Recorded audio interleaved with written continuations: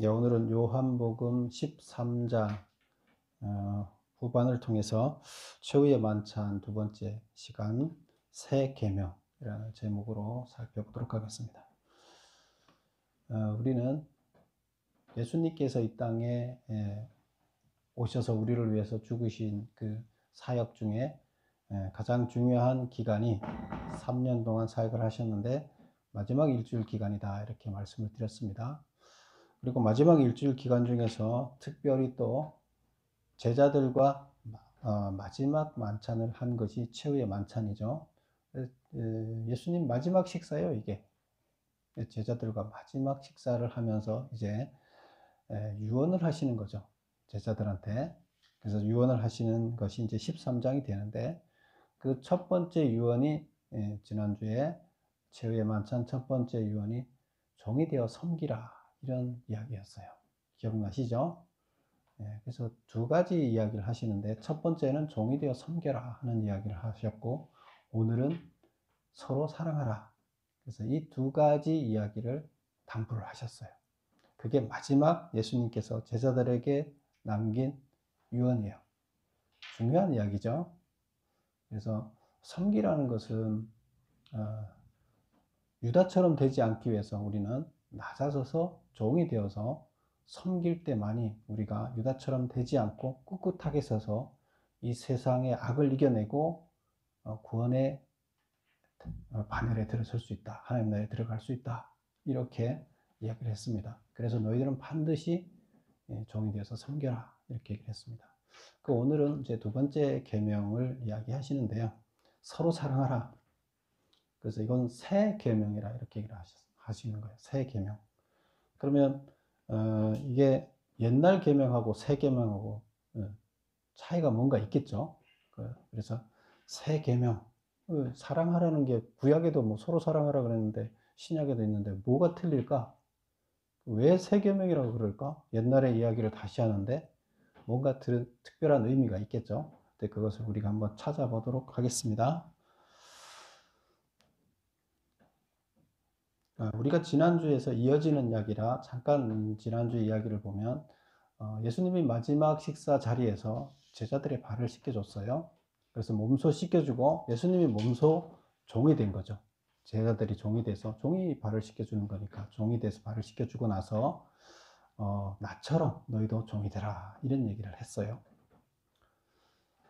그리고 이제 오늘 이어지는 이야기가 너희 중 하나가 나를 팔리라, 이렇게 얘기를 하는데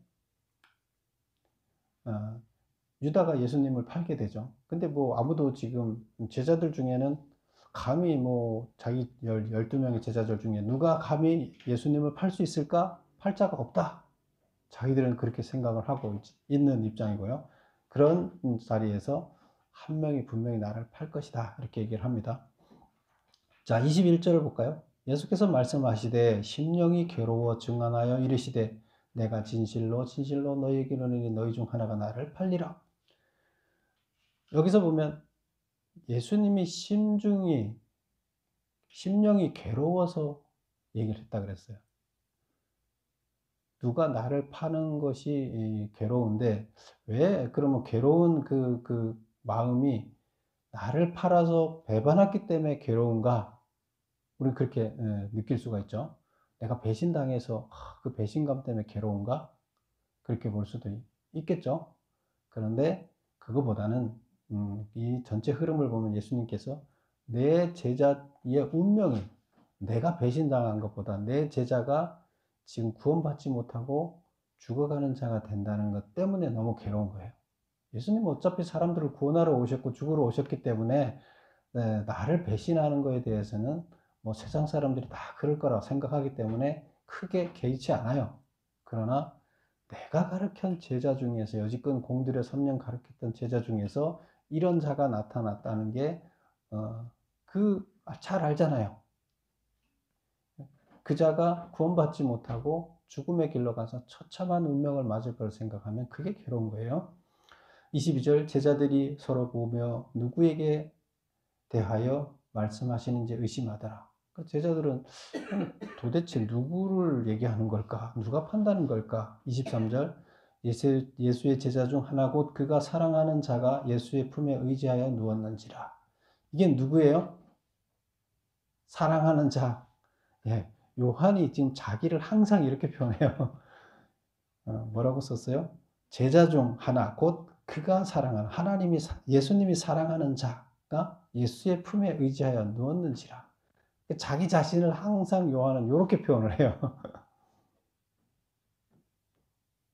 그래서 자기가 예수님 품에 이렇게 누워서 기대서 있다는 거예요. 밥 먹을 저녁 식사하고.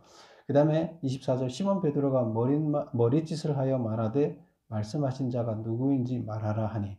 이게 무슨 말이냐면 베드로는 예수님 곁에 있지 않고 저쪽에 떨어져 있어요.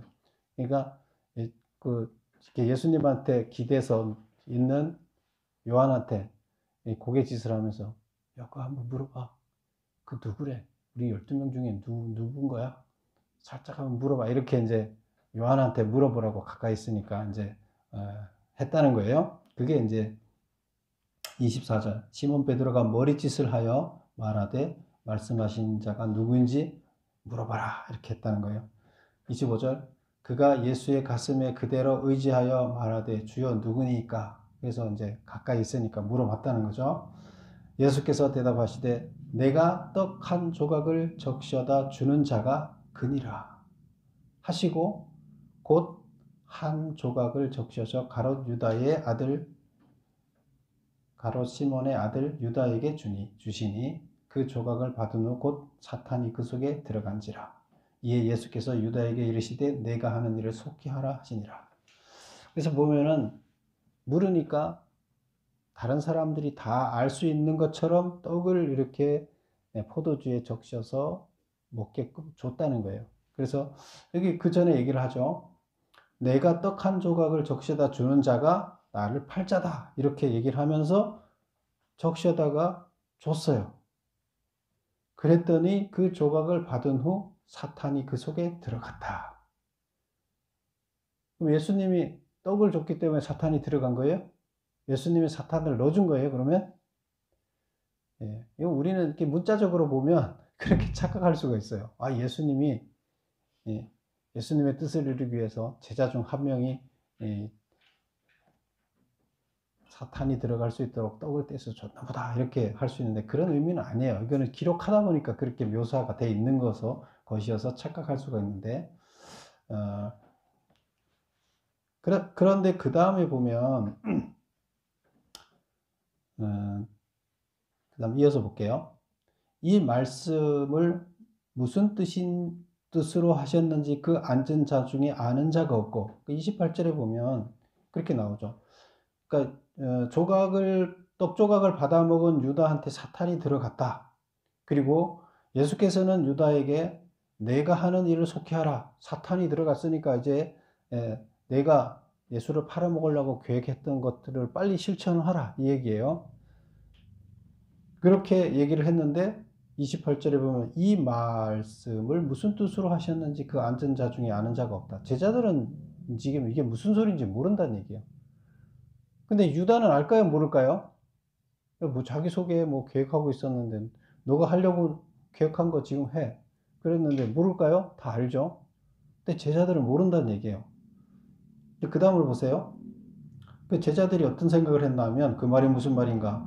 어떤 이들은 유다가 돈깨를 맡았으므로 명절에 우리가 쓸 물건을 사라 하시는지, 이제 6월절이잖아요. 그래서 6월절에 우리가 쓸 물건을 사라 하시는지, 혹은 가난한 자들에게 무엇을 주라 하시는지, 뭐 돈 쓰라고 하면 둘 중에 하나죠. 자기들 뭐 쓸 거나 아니면 예수님이 가난한 자에게 나눠주게 하거나 이 두 가지 중에 하나인데, 총무한테 그걸 시키나 보다. 뭘 따로 이미 뭘 하라고 시켰나 보지? 그럼 그걸 빨리 하라고 지금 얘기하시나 보다. 이렇게 생각했다는 거죠. 유다가 그 조각을 받고 곧 나가니 밤이라. 이렇게 메모를 하고 있는데요. 자, 메모를 보면서 문제를 풀어가 보겠습니다. 1번. 예수님께서는 최후의 만찬 자리에서 제자들의 발을 씻기신 후에 너희 중 하나가 나를 팔리라고 하시며 몹시 괴로워하셨다. 유다는 어떤 방식으로 예수님을 팔려고 했는가? 유다는 왜 그런 일을 꾸몄을까? 여긴 기록되어 있지 않아요. 그런데 우리가 이거를 이해하지 못하면 이 지금 상황을 이해하기 어렵습니다. 그래서 복음서와 여기 있던 내용을 같이 종합해서 보면, 메모를 보면, 군중들이 보지 않는 한밤중에 군병들이 몰려가서 위협하면 겁에 질린 제자들이 도망할 것이다. 요거는 누구한테 가서 지금 이 안을 누구한테 가서 말하자는 거예요? 제사장한테 가서 예수를 지금 팔고 싶은데, 예수를 넘겨주고 싶은데, 제사장한테 가서 지금 제사장한테, 그들 제사장들은 예수를 지금 군중들 때문에 못 잡고 있잖아요. 그러면 그 군중들 때문에 예수님을 잡지 못하는 그들한테 좋은 방안을 제시해 주고, 그들이 그 방안을 좋네 그 방안, 그리고 듣게 하겠다는 거예요. 이 전략가죠. 유다가 전략을 세워서 제사장을 찾아가서 그러면 그들이 좋아할 것이다. 이제 그래서 팔겠다는 거죠. 그래서 그 안이 뭐냐면, 군중들이 보지 않는, 한밤중에는 예수님이 주무시러 가고 군중들도 쉬러 가잖아요. 자기 뭐 천막을 쳤든지, 유월절에 참석한 사람들이 다 집이 없기 때문에 거기 와서 다 밖에서 사는데, 예수님은 제자들하고 감람산에 가서 주무신 걸로 돼 있는데, 그럼 여기 보면 그때 한밤중에 예수를 찾으라는 거예요. 병사들이 와서. 그러면 이제 일단은 군중들은 따돌릴 수가 있죠. 이때 예수를 체포한 후 밤에 몰래 체포해 놓고 다음날 아침에 예수님의 제자들을 잡아서 이단으로 넘겨준 것으로, 예수님의 제자들이 이 스승이, 우리의 스승이 이단이다, 그래서 우리가 잡아서 넘겼다, 이런 걸로 소문을 내면 백성들의 반대도 누그러뜨리고 백성을 잡을 수 있다고 생각을 했다. 그래서 이것을 누구한테 가서 얘기를 한 거예요? 유대 당국자들, 제사장한테 가서 얘기를 했고, 그 유대 당국자들의 제일 우두머리가 제사장이죠. 제사장한테 얘기를 했고, 제사장이 좋아서 그 안을 받아들이고 돈을 줬다, 이렇게 얘기를 한 거죠.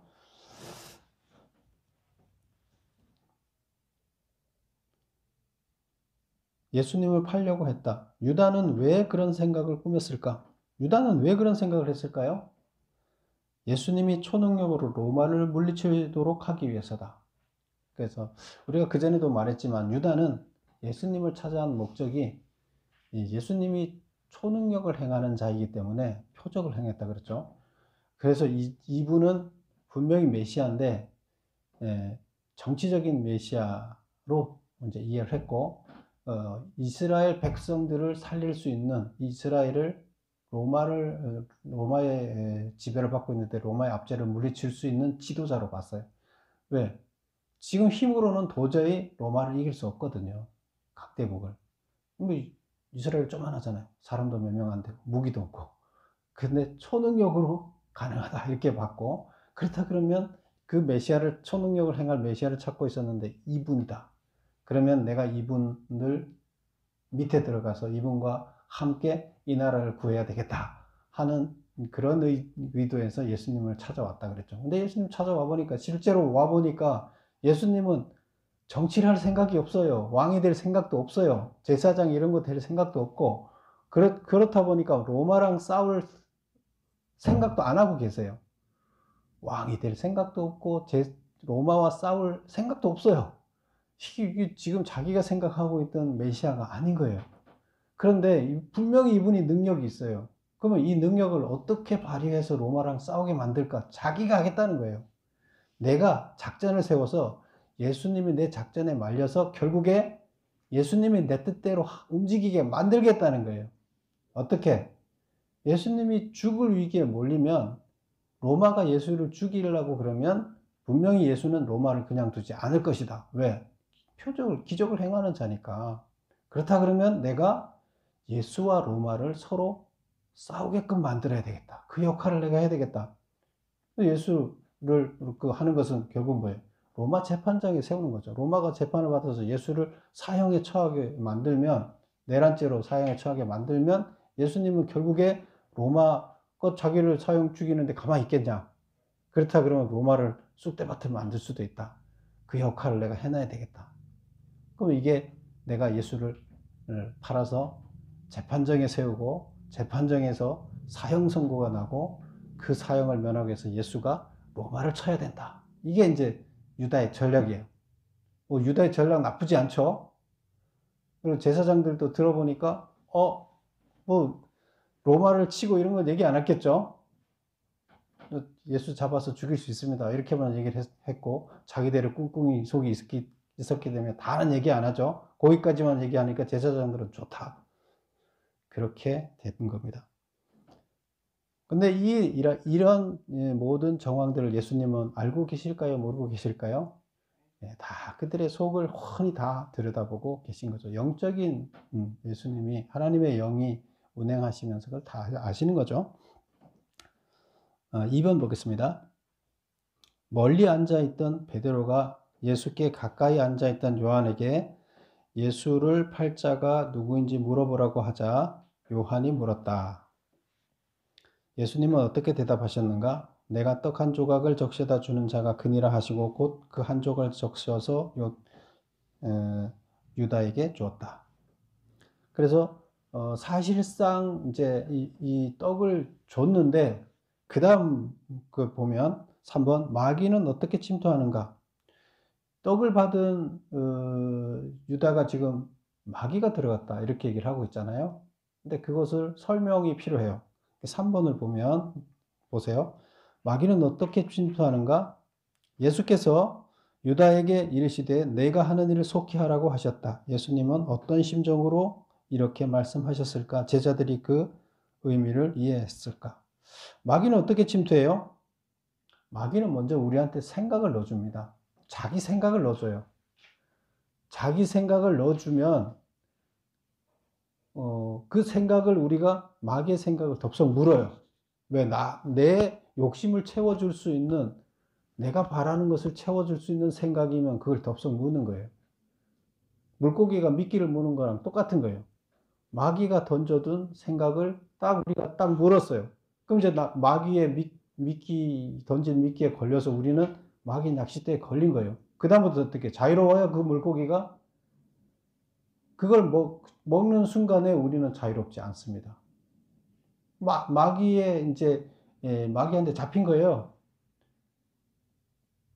결국 마귀의 생각을 우리가 받아들이고 그거를 실행으로 옮기는 순간 우리는 마귀의 종이 된 거예요. 그러면 그거를 우리는 마귀가 내 안에 들어왔다, 귀신이 들렸다 이렇게 얘기를 하게 되는 거예요. 마귀의 지배를 받게 되는 거예요. 그때부터는 우리가 마귀의 손아귀에서 벗어나기 어렵습니다. 이거를 귀신 들렸다, 마귀가 그 안에 들어왔다 이렇게 얘기를 하는 거예요. 그 과정이 어떻다고요?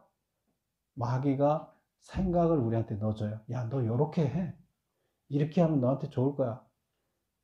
그 마귀 생각대로 우리가 실행에 옮기면 우리는 낚싯대에 걸린 물고기예요. 그러면 우리는 누구의 종이 된 거예요? 마귀의 종이 된 거예요. 그때 우리가 행하는 것은 마귀를 위해서 일하는 것이 됩니다. 그 얘기예요. 그러면 여기에서 예수님이 떡을 줬는데 왜 마귀가 들어갔다 이렇게 얘기를 해요? 자, 두 번째 보겠습니다. 메모를 보겠습니다. 답. 마귀가 주는 생각을 따라 무언가를 도모하게 되면 마귀로부터 벗어나지 못하고 지배당하게 된다. 이런 상태를 마귀가 들어갔다고 표현한다. 2번. 두 번째 문제가 뭐죠? 예수님은 어떤 심정으로 이런 말을 했을까? 무슨 말을 했다고 그랬어요?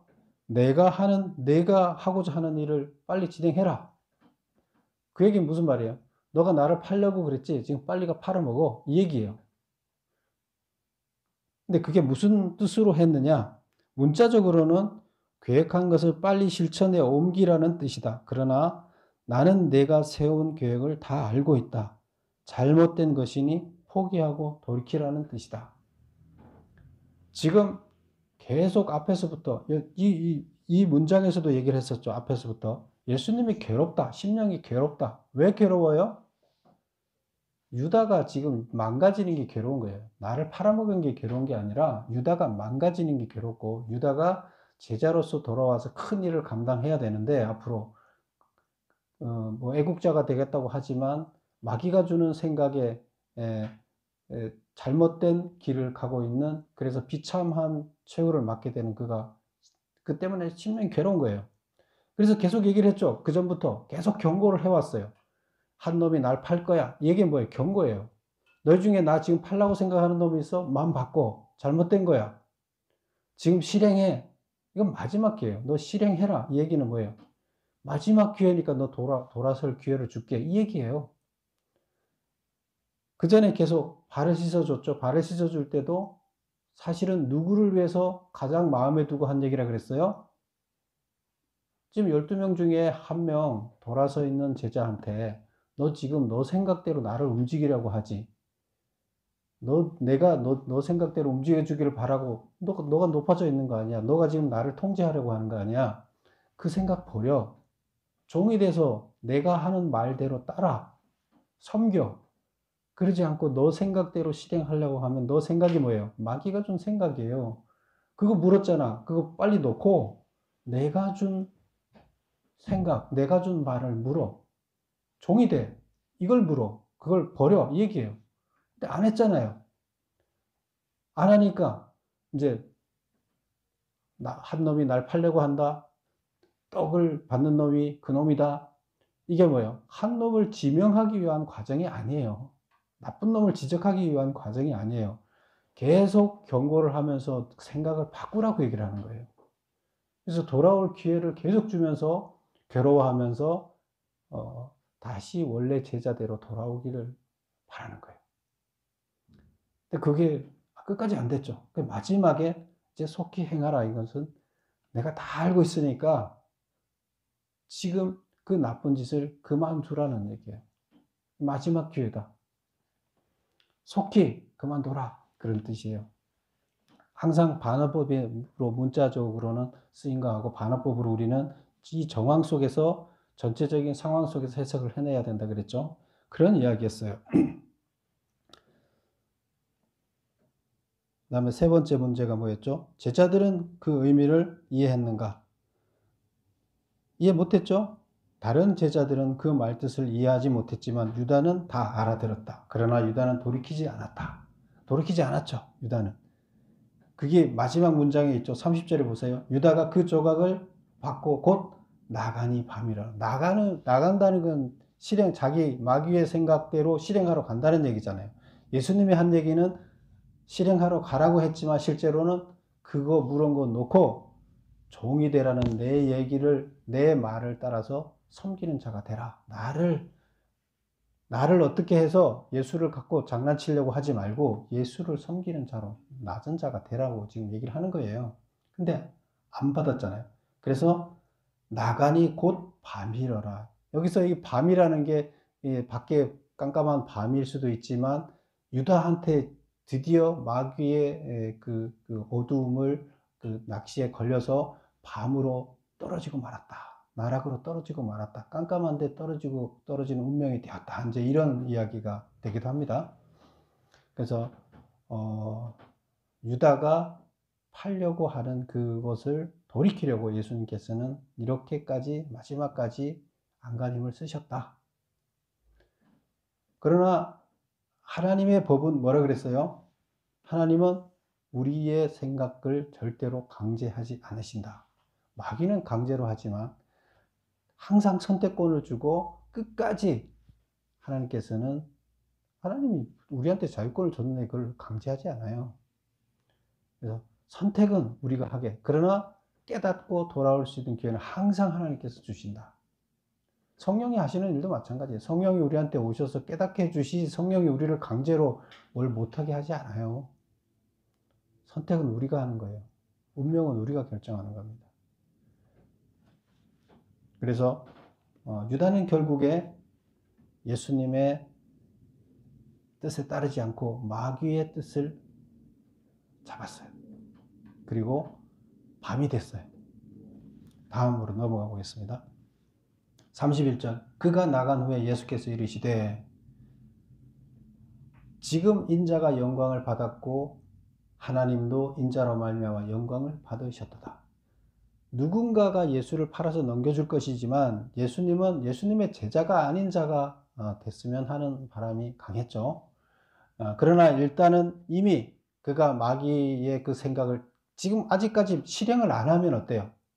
그 물었던 걸 놓고 예수님의 말씀을 먹고 돌아서면 유다는 살 수 있어요. 운명을 바꿀 수 있어요. 근데 자기 운명을 자기가 결정했어요. 밤으로 결정했어요. 어떻게 해요? 이제 다음 단계로 가는 거죠. 그래서 그 다음에 31절 나오는 문장이 그렇죠. 그가 나간 후에 예수께서 이르시되, 이제 결정됐다는 거죠. 그가 이 하나님, 누가 예수를 팔아먹을지 스스로 자기가 안 해도 되는데 그걸 스스로 이미 결정했다는 거죠. 지금 인자가 영광을 받았고, 그러면 이제 나는 죽음의 길로 이제 죄 때문에 바로 들어간다는 얘기고, 지금 인자가 영광을 받았고, 이 영광을 받았다는 게 무슨 거예요? 죽는다는 거죠. 인간을 위해서 대신 죽는 걸 영광이라고 하는 거고, 하나님도 인자로 말미암아 영광을 받았다. 결국에 누군가를 위해서 대신 사람들의 죄를 지고 내가 죽는 일이, 나는 다른 사람들을 희생해서 내가 죽는 일이 큰 영광인 거죠. 자기한테도 명예로운 거지만, 영광이란 명예죠. 하나님한테도 아주 명예로운 일이다. 영화로운 일이다. 이런 얘기죠. 그래서 내가 이제 영광을 드디어 받았다. 죄가 저렇게 결정하는 바람에. 32절, 만일 하나님이 그로 말미암아 영광을 받으셨으면 하나님도 자기로 말미암아 그에게 영광을 주시리니 곧 주시리라. 이거는 뭐예요? 지금 앞 문장을 다시 한번 돌려서 얘기를 하는 건데, 하나님이 그로 말미암아, 예수님으로 말미암아, 예수님이 한 일이 곧 하나님이 한 일이잖아요. 그래서 예수님이 십자가를 지고 다른 사람의 죄를 지고 큰 영화로운 일을 했으면 그것 때문에 하나님이 영광을 받는 것이다. 그 영광이 하나님의 것이다. 그러면 하나님께서 그 영광을 누구한테 돌려준다? 예수님한테 돌려줄 거다. 이런 표현이에요. 33절, 작은 자들아, 제자들아, 내가 아직 잠시 너희와 함께 있겠노라. 지금 이제 죽을 시간은 촉박하지만 아직 남아있죠. 너희가 나를 찾을 것이나 일찍이 내가 유대인들에게 너희는 내가 가는 곳에 올 수 없다고 말하는 것과 같이 지금 너희들에게도 이르노라. 너희들한테도 똑같이 얘기한다. 유대인들한테 얘기했던 것처럼 유대인들한테 절기 설교할 때 가서 얘기를 했었죠. 내가 가는 곳에 너희들은 오지 못한다. 여기 이제 제자들한테도 그 말이 너희들한테도 똑같이 적용된다. 이 얘기를 하는 거예요. 내가 가는 곳에 너희들은 올 수 없다. 그 얘기는 뭐냐면, 내가 가는 게 뭐예요? 이 영광을 받는 길이잖아요. 십자가를 지고 죽는 거예요. 그리고 세상 죄를 지고 가는 거예요. 그래서 예수님이 희생해서 자기 죽음을 통해서 대신 인간들을 살려내는 이 죽음의 길, 종이 돼서 섬기는 길, 이거를 몸소 보여주고 있는데, 그 죽음의 길을 지금 예수님이 가는 건데, 이 길을 너희들은 따를 수 없다는 얘기예요. 왜? 아직 제자들은 그 단계에 이르지 않았다는 거죠. 예수님이 뭐 하늘에 승천해서 올라가신다, 이 뜻도 있지만, 이 내면의 깊은 뜻은 너희들이 내가 가는 곳에 오지 못한다. 내가 지금 십자가를 지고 죽는 곳에 따라오지 못한다. 그래서 내가 새 계명을 준다. 따라오도록 하기 위해서. 나처럼 십자가를 지고 따라오도록 하도록 내가 새 계명을 준다. 그 다음 문장이 있죠. 34절, 새 계명을 너희에게 주노니 서로 사랑하라. 내가 너희를 사랑한 것 같이 너희도 서로 사랑하라. 지금 상태에서 제자들은 내가 가는 희생의 길을, 죽음으로써 다른 사람을 살려내는 그 길을 걸을 수가 없어. 너희 상태에서. 그럼 어떻게 돼야 걸을 수 있느냐? 새 계명을, 그걸 극복해서 희생의 길을 걷도록 하기 위해서 내가 새 계명을 줄 테니까 그 계명을 지키면 너희들이 나처럼 내가 가는 길을 쫓아올 수가 있어. 내가 몸소 희생해서 죽음으로 갔던 그 길을 너희들도 올 수가 있어. 근데 어떻게? 새 계명을 주노니 서로 사랑하라. 내가 너희를 사랑한 것 같이 너희도 사랑하라. 내가 너희를 사랑해서 내가 죽는 것처럼, 내가 사랑하라는 말이 너희가 죽으라는 얘기예요. 다른 사람들을 위해서 죽으라는 얘기예요. 이 계명을 지키면 내가 지금 몸소 죽는, 남을 위해서 내 목숨을 버리도록 사랑하는 이 사랑의 계명을 너희가 지켜라. 이게 계명이라는 것은 명령이에요. 하나님이 준 명령이에요. 이 명령을 지키라는 거예요. 그러면 어떻게 한다? 너희들도 내 길을 따를 수 있다. 결국에 예수님의 제자들이 거의 다 순교했어요. 나중에 이 뜻이 무슨 뜻인지 알고 순교했어요. 순교함으로써 하나님 나라를 이 땅에 실현하게 됐어요. 그 순교가 없었으면 이루어지지 않았어요. 그래서 그 의미가 뭔지는 몰랐지만 나중에 성령이 오시면서 그 의미를 다 깨닫고 그들은 마지막 죽음의 길을 그냥 죽는 것보다는 주님께서 명령하신 그 명령에 따라서 순교하는 길이 자기들이 영화로워지는 길이라는 것을 깨닫고 순교의 길을 스스로 택했습니다. 다. 너희가 서로 사랑하여 이로써 모든 사람이 너희가 내 제자인 줄 아리라. 그래서 내 계명을 지키는 자인 줄 알고 내 계명을 지켜서 죽으면 순교를 하게 되면 다른 사람들이 어떻게 생각한다? 참 제자인 줄 알게 될 것이다. 결국 내 제자는 어떻게 되느냐? 이 땅에서 자기의 목숨을 하나님 나라를 이루기 위해서 자기의 목숨을 버리는 자가 되라. 이게 하나님이 준 계명이에요. 그랬을 때 내가 하늘에서 큰 상을 줄 것이고 큰 자가 되는 것이고 그거보다 더 큰 사랑은 없다. 이렇게 얘기를 합니다. 그래서 가장 큰 자로 인정해 주겠다는 거예요. 무서운 이야기예요. 서로 사랑하라가 그냥 사랑하라가 나처럼 서로 사랑하라는 얘기예요. 서로를 위해서 죽으라는 얘기예요. 그랬을 때 이 땅은 하나님 나라가 완성되고 하나님은 너희들을 큰 자라 그러고 너희들은 다 구원의 대회에 이뤄서 들어간다는 얘기예요. 무서운 얘기예요. 어차피 죽잖아요. 그런데 명예롭게 죽으라는 거죠. 상도 크게 받으면서. 결국 그거는 미워서 어떤 다른 게 아니라 사랑의 마음으로 예수님이 유다를 사랑해서 돌아서게 하려고 하는 그런 아파하던 그런 사랑의 마음으로 죽으라는 거예요. 자, 메모로 정리를 해보겠습니다. 4번에 보면 세계명 4번부터 나오는데 예수님이 가야 할 죽음의 길, 십자가의 길을 영광의 길이라고 표현하고 있다. 죽음의 길이 왜 영광이 될까? 인간을 위해서 죽기 때문에 영광이 되는 것이다. 하나님께서는 인간이 존재의 의미이자 이유이다. 하나님은 우리가 아들이잖아요. 자식이잖아요. 하나님은 우리 인간을 살리는 것이 존재의 이유예요. 의미예요. 우리한테 자유권을, 그렇기 때문에 우리한테 자유도 최대한의 자유를 다 주시는 거고 존중해 주는 거고, 그러나 하나님은 하나님의 존재 이유가 우리 인간이에요. 우리가 구원받아서 온전하게 되는 거예요. 5번 새 계명이란 무엇인가? 서로 사랑하라는 계명은 구약에서도 강조하고 있는 것인데 이것이 어떻게 새 계명이 될 수 있을까? 새 계명에서 말하는 사랑이란 어떤 것인가? 옛 계약, 구약을 대체할 새 계약, 신약의 근본 정신을 의미한다. 그래서 뭐 계약이 있으면 계약이라는 것은 항상 근본 정신이 있잖아요. 뭘 실현하고자 하는 근본 정신이 있어요. 이 법이라는 것, 계약이라는 것은. 그래서 그 정신이, 이 정신을 실현해서 문자적으로 만들어 놓은 게 계약인데 그 정신이 뭐냐는 거예요.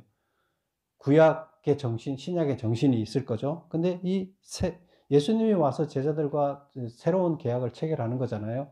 유대인들과 체결했던 계약을 이제 버리고 새 계약을 체결하는데 새 계약 대상자들과 계약을 체결할 때 그 정신이 이 새 계명이에요.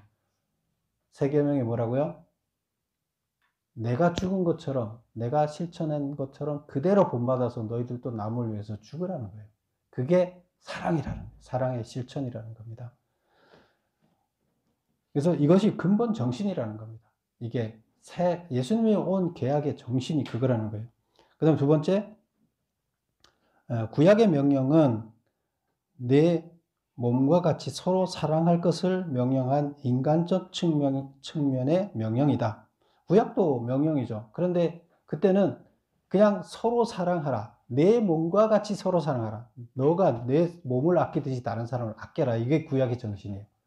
그럼 자기 자신을 사랑하듯이 남을 사랑하라. 이게 구약의 정신이에요. 신약의 정신은 예수님이 남을 위해서 죽은 것처럼 너도 죽으라는 얘기예요. 엄청나게 차이가 있죠. 이 두 가지가. 이건 두 가지 다 명령이에요. 내 몸을 사랑하듯이 다른 사람을 사랑하는 거하고 예수님이 본받은 것처럼 똑같이 따라서 내가 다른 사람을 위해서 나를 죽으라는 거하고 틀린 거예요. 그 사랑의 강도가 틀린 거죠. 그래서 구약에는 인간 대 인간의 사랑의 그런 관계로 사랑을 하라고 그랬다면 한 인간이 자기를 사랑하듯이 다른 인간을 사랑하라고 했다면 이것은 신과 인간, 인간이 신을 섬기듯이 다른 사람을 신처럼 섬기면서 희생을 하라는 이 강력한 더 큰 사랑의 표현이에요. 그래서 한 단계 업그레이드된 사랑이다. 이게 새 계명이라는 얘기예요. 그래서 그런 차원의 이야기고, 그래서 2번 메모를 보면 구약의 명령은 내 몸과 같이 서로 사랑할 것을 명령한 인간적 측면의 명령이다. 반면 새 계명은 내가 너희를 사랑한 것 같이 서로 사랑할 것을 명한 하나님의 절대적이고 희생적인 신적 측면의 명령이기 때문에 새 계명이라고 할 수 있다. 그래서 사랑이라는 표현은 같지만 내가 한 것처럼, 나처럼, 내가 죽은 것처럼이에요. 그래서 강도가 틀린 사랑을 얘기하고 있다. 신을 섬기듯이 신을 위해서 죽듯이 희생해라, 이런 뜻이라는 겁니다. 신분과 그 다음에 세 번째 질문은 뭐죠? 새 계명에서 말하는 사랑이란 그럼 어떻게 정의할 수 있느냐? 신분과 지위, 빈부의 격차가 없는 공의를 실현하는 것이다. 삶을 보고 예수님을 따르는 제자라 인정해야 한다. 입술의 말보다 삶의 침묵으로 말해야 된다. 결국 이 사랑이라는 것은 그냥 입술의 사랑이 아니라 빈부의 격차, 경제적인 격차, 신분의 격차, 이런 거를 다 해소할 수 있는 사랑을 얘기한다는 거예요. 그냥 사랑이 아니에요. 그래서 이런 것을 공의라고 얘기를 한다 그랬죠. 모든 것이 다 의롭게 되는 거, 물질까지도 의롭게 되는 거, 이거를 공의라고 얘기하는데, 하나님께서 여기서 말한 이 사랑이라는 것은 공의를 실현하라는 이야기가 되는 거예요. 공의를 실현할 수 있는 사랑, 이거를 얘기를 한다는 겁니다. 그래서 그냥 우리가 걔 이뻐해 줄 수 있어, 미워하지 않아, 이런 단계가 아니고 몸으로 실현해서 못 먹고 사는 사람들한테 먹고 살게 해주는 경제정의, 그렇다고 뭐 수치적인 정의를 얘기하는, 수치적인 평등을 얘기하는 건 아니에요. 지금 선진국으로 될수록 우리가 밥 못 먹고 사는 밥 먹게 살게 해주고, 인간적인 삶의 질을 유지하지 못하는 사람, 아무리 뭐 어려워도 인간적인 사람으로 존재하는 한은 국가에서 인간적인 삶을 보장해주는, 뭐 이런 식의 지위를 보장해주는 게 뭐예요? 바로 이런 정의예요. 근데 이런 정의를 성경에서는 이미 오래전에 얘기를 하셨고, 신약에서는 이 정의를 실현하라고 얘기를 하는 거예요. 그래서 이런 정의를 여기서는 얘기를 하고 있다. 그래서 하나님이 우리한테 만들라고 한 이 세상은 하나님의 사랑이 실천되는 곳이어야 된다는 거예요. 그 하나님의 사랑이 실천되게끔 하는 것이 우리가 뭐예요? 우리가 사랑을 실천하는 거예요. 그럼 이 땅에 실현돼야 돼요. 하나님 나라 완성돼야 돼요. 그 일을 우리가 진행하는 게 몸소 진행하되, 그것은 희생이 따를 수밖에 없는 거죠. 희생이 따라야 되는 거고, 따르면서 모든 사람들의 삶의 질이 하나님께서 희망하는 존귀한 자로 살아갈 수 있게끔 만들어주는 이 사랑을 실천하게끔 해라. 이것이 공의와 정의를 실현하는 길입니다. 이 사랑을 얘기하고 있습니다. 6번, 내가 가는 곳으로 너희가 따라올 수 없다고 하셨다. 왜인가? 예수님이 가시는 그 길은 사람을 살리기 위해 대신 죽는 십자가의 길이다. 제자들은 아직 그 길을 갈 준비가 되어 있지 않기 때문이다. 자기를 위해서 살면서 주님을 위해서라고 말하고 있기 때문이다.